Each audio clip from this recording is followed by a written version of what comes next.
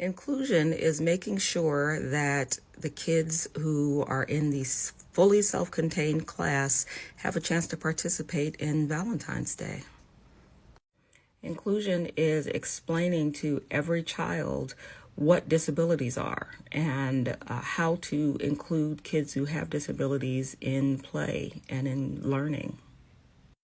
Inclusion is asking the parent or the special ed teacher about how you can include the general education kids in the general education class with kids in a self-contained class, and understanding the best way to include them. I had an IEP meeting it was about 2 weeks ago, and this kid is considered severe by most standards, and there is a checkbox. All IEPs have the same general stuff, but all states use different IEP software. And so this one had a checkbox, and one of the boxes was said something about inclusion, and they just zipped right through it. It was checked. It shouldn't be checked. There should be, that should be a given. But anyway, so I asked what that meant. And I said, well, what opportunities? Kid isn't fully self-contained. I said, what opportunities does he have to be included? And they said, oh, he's included at recess and in the cafeteria. And I said, is he sitting at the table with the other kids in the cafeteria? And she said, no, we sit at our own table. I was like, oh. And then I said, this was not anything against the teacher. Sometimes things just happen and we don't think about it, because this is the way it's always been done.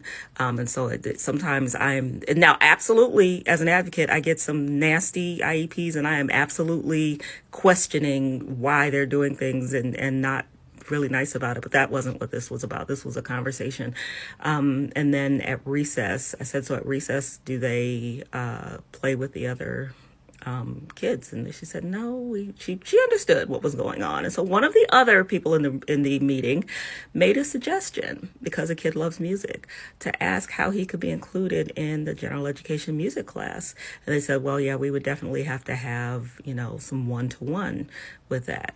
And I said, that's part of the law. Part of the law is to not remove a child from general education, and that is any class that includes music, that includes the cafeteria, that includes the bus, without providing that you've done everything you possibly can, including supplementary aids and services. And an aid is a supplementary aid or service. An aid is a service.